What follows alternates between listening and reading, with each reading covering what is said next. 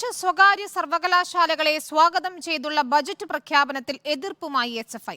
വിദേശ സർവകലാശാല പ്രഖ്യാപനത്തിൽ വലിയ ആശങ്കകളുണ്ടെന്നും സർക്കാരിനെ അറിയിക്കുമെന്നും എസ്എഫ്ഐ സംസ്ഥാന പ്രസിഡന്റ് കെ അനുശ്രീ പറഞ്ഞു. എന്നാൽ സ്വകാര്യ സർവകലാശാലകൾ പൂർണ്ണമായും സർക്കാർ നിയന്ത്രണത്തിലായിരിക്കുമെന്നും വിദേശ നിക്ഷേപത്തെപ്പറ്റി തീരുമാനമെടുത്തിട്ടില്ലെന്നും മന്ത്രി ആർ ബിന്ദു പ്രതികരിച്ചു.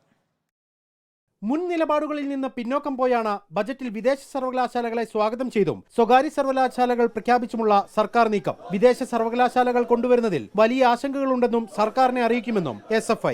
ബഡ്ജറ്റുമായി ബന്ധപ്പെട്ട് കുറച്ചുകൂടി ഞങ്ങളുടെ ആശങ്ക അകറ്റുന്നതാണ്. കാരണം സർക്കാർ അതിൻ്റെ അകത്തൊരു നിയന്ത്രണം വെക്കും എന്ന് തന്നെയാണ് പ്രതീക്ഷ. അല്ലെങ്കിൽ ഞങ്ങൾക്ക് വലിയ ആശങ്കയുണ്ട്. സ്വകാര്യ സർവകലാശാല കടന്നു വരുന്നതുമായി ബന്ധപ്പെട്ട് വലിയ ആശങ്കയുണ്ട്. വിദേശ സർവകലാശാല വരുന്നതുമായി ബന്ധപ്പെട്ട് വലിയ ആകുലതയുണ്ട്.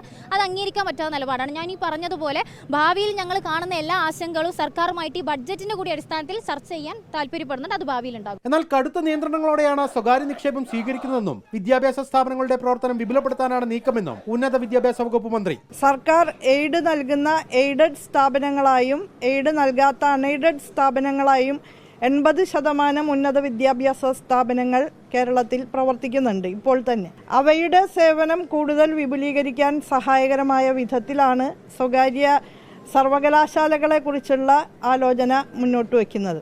CPIM-ഉം യുവജന സംഘടനകളും നയം മാറ്റിയപ്പോൾ കോവളത്ത് ആഗോള വിദ്യാഭ്യാസ സംഗമത്തിൽ കരിയോയിൽ പ്രതിഷേധം നടത്തിയ എസ്എഫ്ഐ സർക്കാരിന്റെ പുതിയ നീക്കത്തിൽ സ്വീകരിക്കുന്ന നിലപാട് വരും ദിവസങ്ങളിൽ ചർച്ചയാകും. റിപ്പോർട്ടർ, കോഴിക്കോട്.